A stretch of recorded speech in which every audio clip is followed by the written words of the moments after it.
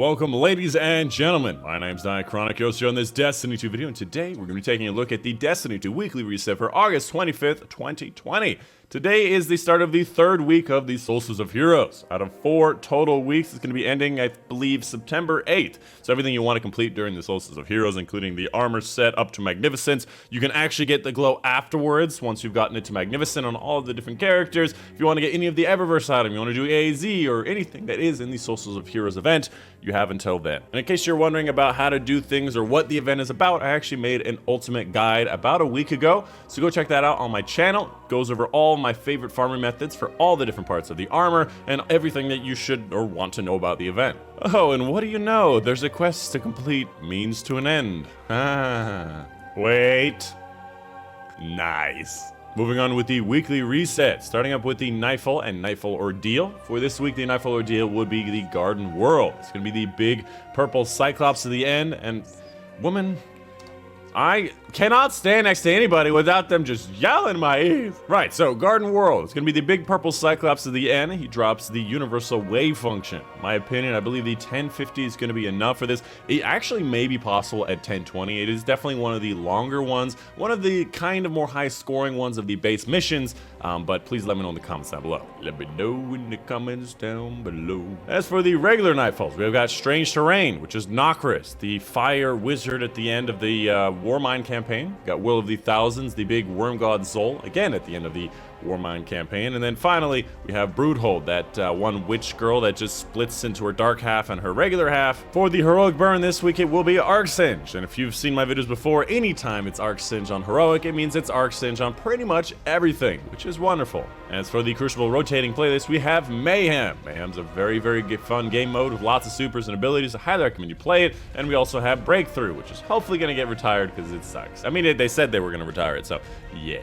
As for Reckoning, this week it will be the Sword. So any of the weapons available during the Swords week that you want, please get it this week. Right now, it is going to be, again, like I said, Arcsinge, and today is going to be Heavyweight. So Wardcliff Coil is going to be tearing it up. As for the Flashpoint, this week it will be taking place on Titan. Public events, Lost Sector, Heroic Adventures, complete this very quickly, and I believe the contact, is on this planet as well. As for Escalation Protocol, this week it will be the Ikello Shotgun. That's because last week was all 3, and next week will be the SMG. If you do not have this shotgun or the CQC-12 7 Seraph shotgun, I highly recommend you go and get it. It's a very powerful, good PvE shotgun. And they're really not that hard these days. Escalation Protocol, you have a huge power advantage. There's lots of people in the area. I've clicked the wrong button. But yeah, go do it. It's definitely worth it. As for Menagerie, this week it will be Aranuk, on top of being Arcsinge in the regular mode. In case you did not know, Aranuk is going to be the easiest heroic version. So the heroic modifiers is going to be Extinguish, Grenadier, positive modifier, and Famine, and of course Solar Sage. The reason it's the easiest is because Grenadier is a positive modifier, and honestly, Aranuk is one of the easiest boss fights as well. So it's just a great week to complete your heroic Menagerie things if you need heroic Menagerie. Moving on to the Moon. As for the Nightmare Hunts this week, we've got ourselves some good ones. We got Skolas, we've got Zydron. Okay, well, that's all that matters there. We got Zydron. That's all you really need to know. Okay, well, we also have 10x. But Zydron, very easy, very good. Go do that. As for the Garden of Salvation raid, the challenge this week will be to the top. This is going to be a challenge in the 3rd encounter where you can actually kill the Harpy boss. And in this encounter, you have to deposit 10 motes anytime you deposit motes at the thing. So instead of doing the regular 5, 10, 10, 5, go for a 10, 10, 10. To do this, you have to go send a person early when they have the buff when you tether. There's a whole thing to it, but it's actually pretty easy, so you should definitely do it. Moving on to Eververse's inventory, showing everything that is available for Bright Dust purchase. We've got things like the Sweltering Heart, which, or Heat, not Heart. You're just literally pointing a fan at you. And right now, yes, it is actually incredibly hot. It's actually on the downside from the heat wave we've been getting. 107 degrees was quite an experience yet again. We also got Catching Rays, which is a lot of the same thing. You got your little sunglasses, you've got your little reflectors.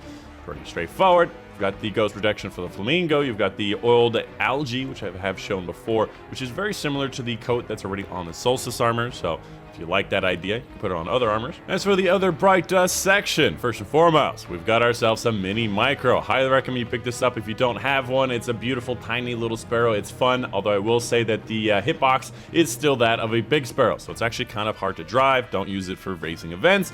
Got yourself a ship, a silly handshake, which is pretty straightforward, multiplayer emote. You've got yourself the flick of the wrist, which is just spinning your little Zelda rupee. I don't know what that thing is.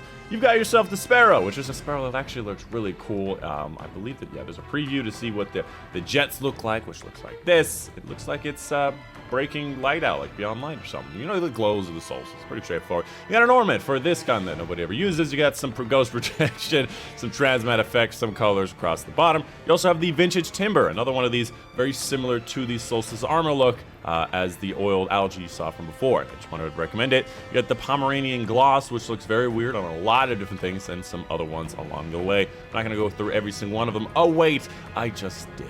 I don't like these other two, though. And by the way, for those of you who did not see it, this last weekend I released my PvE specials video where I did all the new DPS testing with the crit factor and the mod stuff and all the beautiful things. So go check that out on my channel. Everybody does love the PvE specials. Anytime I do DPS spreadsheets, they love that stuff. So I just wanted to give you a little bit of a mention because I have a gun on my back that, you know, I'm actually starting to like, may actually include it next time. Just wanted to mention it. It just popped in my mind, you know, I'm just saying. Yes?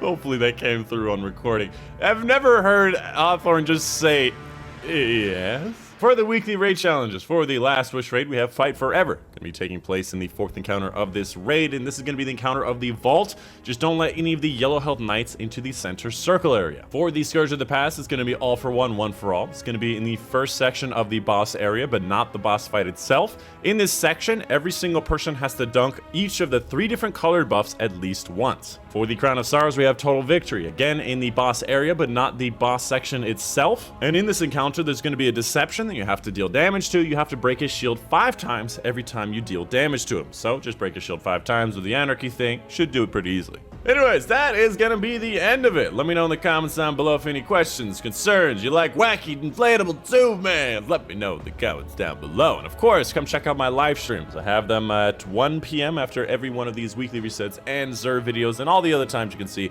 on screen now. So come check us out. We're gonna be playing some Destiny 2 open lobbies, probably doing some raids, Solstice grinds. Pretty straightforward, good stuff. So come play. What, am I in your way?